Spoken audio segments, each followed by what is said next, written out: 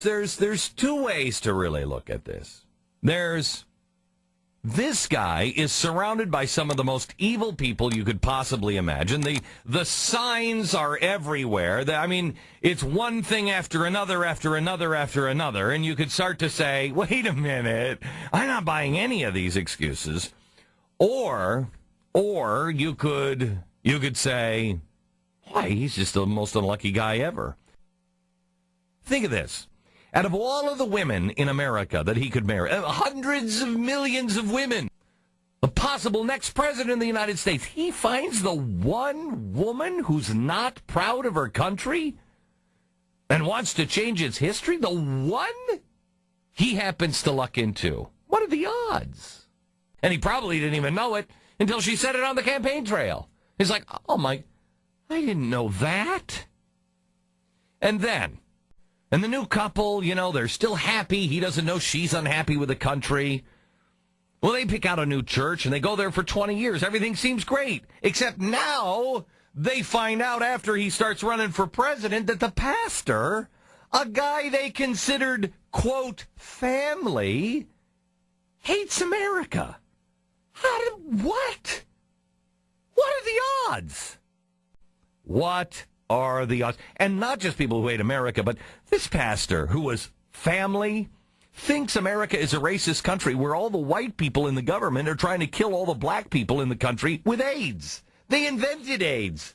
Now you not only have somebody who hates America, but you have somebody who's crazy in your family. And you didn't know it for 20 years. But then Barack Obama's luck gets even worse. That's bad enough luck. Think of this. Okay, he's in that church for 20 years. Apparently, the pastor would only say crazy, hateful things about America, not around the dinner table, not around his house, and never, ever say things like U.S. KKK of A or, G-Damn America or anything like that. Only the times that Barack and Michelle were in attendance did he say things like that. And apparently, all of the friends that would have been shocked by something like that, they didn't attend that weekend either because nobody ever said, my gosh, you should have heard what the pastor said this weekend. It was completely out of character. Nobody said anything. He didn't know. What are the odds? For 2 decades, the Obamas missed every racist, hateful comment towards America, and so did all of their friends. The rest of the time, every time they were there, he was talking about, actual Bible stuff. The odds are unbelievable. And that's just the beginning.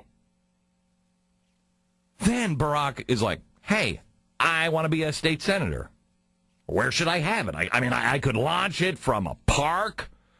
I could go to a cool podium someplace. Maybe I could go to a Pizza Hut. Where could I possibly? And somebody says, hey, I know, you can go and do it at my house. And he's like, really? Now you would think to yourself, well, that's lucky. And I'm sure that's what Barack Obama was saying. I don't have any place to do it. I don't know if I can get a park and a podium. And this guy seems to have a big house. I don't know him. We live kind of in the same neighborhood, but we don't really talk.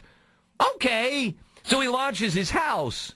And it's this beautiful house. Turns out, ready for this one?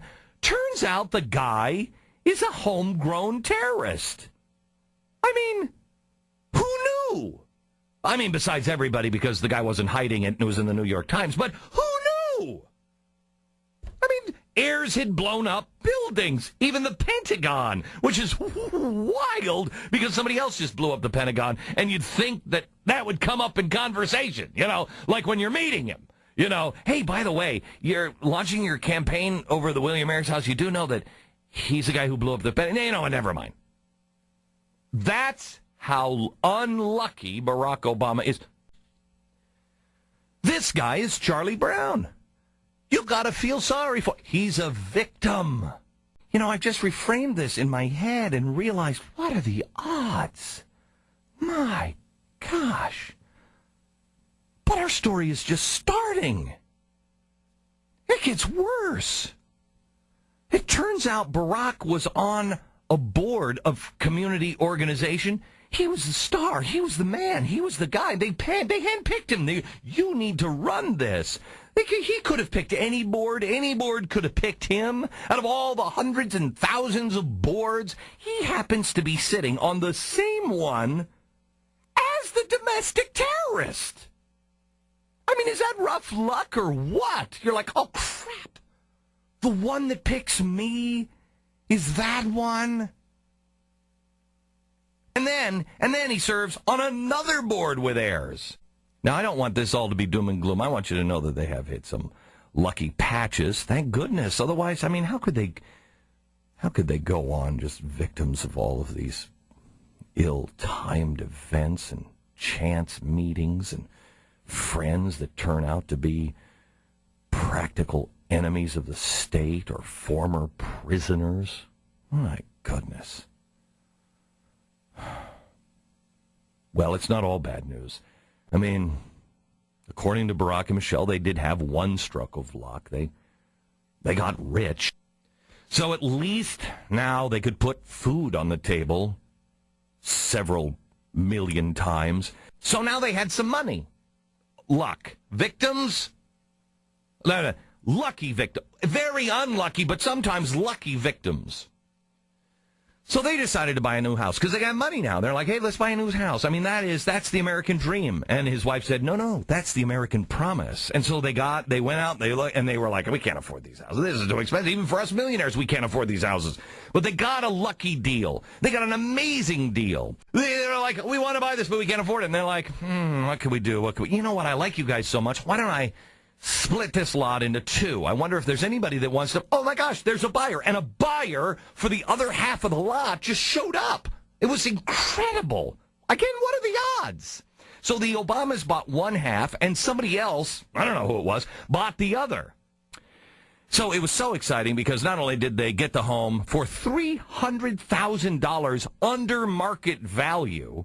And this is in 2005 when home prices were going through the roof. The person was like, I like you guys so much, I'm going to sell it to you for $300,000 less. And somebody else who we don't know yet is going to buy the other part of this lot. And on the same day that they closed on their new property, the buyer who bought the other side was closing on theirs. It was so exciting, and their new neighbor was nice. They got to know him. He was Tony Rezco. And out of the kindness of his heart, he paid the full price for the empty lot that had been sitting there for months, which made it possible for the Obamas to get a $300,000 savings. Oh, so lucky, those victims. And then, because Rezco is such a great guy, I'm not going to live there, and there's nobody to really buy it. Why didn't you guys buy it? It's incredible. And what luck, because Tony Rezco is a political fundraiser. You know? Now, here's the victim of it again. Little did they know, who would have seen this one coming? This political fundraiser who bought the land that he never lived on, gave them this sweetheart deal. Apparently, unbeknownst to the Obamas, he was into sweetheart deals with politicians. And just this year, he was convicted of several counts of fraud and bribery. And but that's not the Tony Rezco that Obama knew. He just knew the nice neighbor guy who bought the strip of land so he could buy a house. That's it. Nice guy, helps you buy and save hundreds of thousands of dollars. Turns out to be a bribe attempt, or at least, not this case, but other cases like that. Not this one, but other one. What are the odds? It's just horrible. And as if his luck couldn't even get worse, the champion of the people, the champion of the community organizer, he decides to donate some of his campaign money to a group who's also out there just getting everybody organized. But out of all of the groups, out of all of them, he finds the one that's committing voter fraud in every single swing state. What are the odds? Oh, by the way, just have to throw this in. His mentor, he comes up with this mentor, this guy named Frank. He writes about him in his book. Turns out that Frank is Frank Marshall Davis, a communist, a well-known communist back in the 60s. And he hates capitalism. What horrible luck! What are the odds? Out of all the fatherless mentors he could find, he finds the communist? And you want to talk about the number one victim in America, it is Barack Obama.